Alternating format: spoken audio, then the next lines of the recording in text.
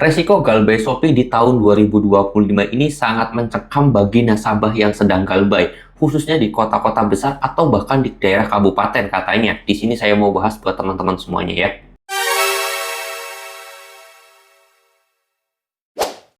Assalamualaikum warahmatullahi wabarakatuh teman-teman semuanya. Pada kesempatan video kali ini saya ingin membahas tentang yang namanya resiko galbay Shopee terbaru. Ini yang akan terjadi di tahun 2025 dan mungkin ada yang di akhir tahun juga sudah merasakan hal ini. Ini menjadi hal yang sangat menarik sekali karena Shopee ini merupakan aplikasi yang besar ya, dalam artian pinjamannya ya, yaitu ada si pinjam dan juga si pay later. Nah, di sini saya pengen bahas akan hal aplikasi ini. Gampangannya saya sebut Shopee aja ya, karena si pinjam dan juga si pay later itu sama aja, naungan besarnya itu di aplikasi Shopee, teman-teman. Nah, apa sih yang akan terjadi ketika kita galbay Shopee ini? Resiko apa aja yang akan kita terima ketika kita galbay Shopee ini di akhir tahun ataupun di awal tahun depan ya, atau tahun 2025.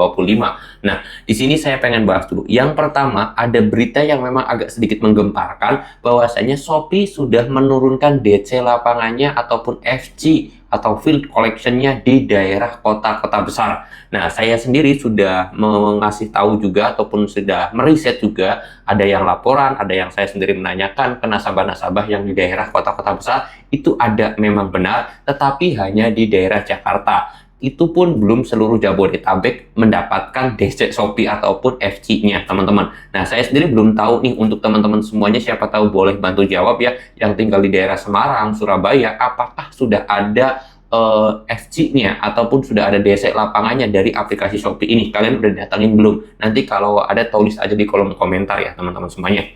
Nah, gebrakan ini menjadi hal yang sangat menarik sekali karena memang dari beberapa bulan yang lalu Shopee menggambarkan bahwa dia akan menurunkan FG. Nah, ternyata baru turun sekarang. Artinya Shopee membutuhkan waktu kurang lebih sekitar 6 bulanan untuk menurunkan FG-nya. Dari dulu kan, estimasi itu dari bulan Mei, bahkan Shopee itu menggembor-gemborkan dia akan menurunkan DC lapangan atau FG-nya. Tapi baru terjadi di bulan 12 ini, teman-teman semua. Dan itu pun hanya di daerah Jakarta. Jujur kalau daerah Semarang ataupun Surabaya, saya sendiri belum tahu apakah sudah ada atau belum. Saya harap teman-teman boleh bantu yang tinggal di daerah kota Surabaya dan juga kota Semarang, tulis di kolom komentar ada DC-nya enggak atau ada FG-nya enggak. Itu ada DC Shopee-nya. Jadi buat teman-teman semuanya ya, jangan pernah panik, jangan pernah takut ketika datangin DC. Resikonya ya kita akan datangin DC lapangan tersebut atau FG tersebut sebagai konsekuensi ketika kita galbay. Tetapi teman-teman semuanya jangan pernah takut, jangan pernah panik ketika didatengin DC pun ya.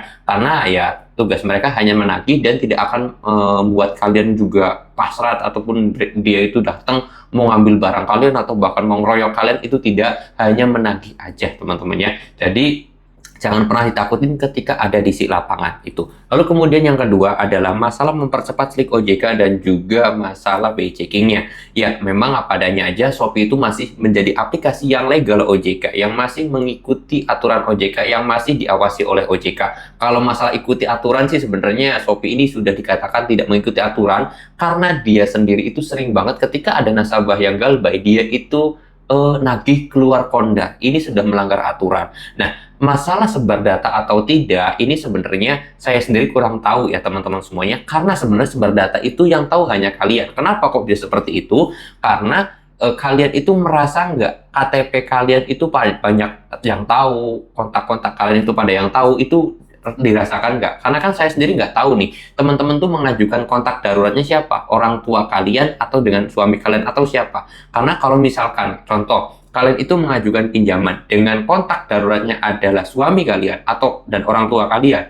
Ketika ada teman sekolahnya tahu atau teman kuliah kalian tahu, tetangga pada tahu kalau kalian itu punya hutang, artinya ataupun pinjol tersebut sebar data. Tapi kalau itu dia tidak tahu, tetangga kalian, bos kalian, teman kerja kalian tidak tahu, artinya memang pinjol tersebut tidak sebar data. Nah, apa yang harus kita waspadai? Sebenarnya tidak ada. Hanya saja kita memperkuat mental aja teman-teman semuanya ya. Lalu kemudian mempersiapkan diri ketika memang didatangin oleh DC dan jangan pernah panik.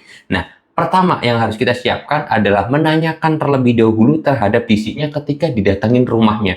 rumah kalian ini. Tanyakan ID card-nya, tanyakan surat tugasnya. Isi surat tugas itu biasanya adalah tertuju nama kalian, alamatnya kalian, jumlah tagihan hutang kalian itu berapa, di situ ada surat tugas. Lalu kemudian tanyakan sertifikasi penagihannya itu apakah FCI tersebut itu punya sertifikasi atau tidak. Kalau tiga-tiganya ini DC tersebut tidak bisa menunjukkan, kalian jangan pernah ladenin seperti itu. Terus saya pesan juga kepada teman-teman semuanya, ketika ditanya oleh DC ini atau FC Shopee ini, kalian jangan pernah menjawab atau menjanjikan tanggal dan waktu untuk melakukan pembayaran atau kalian punya utang.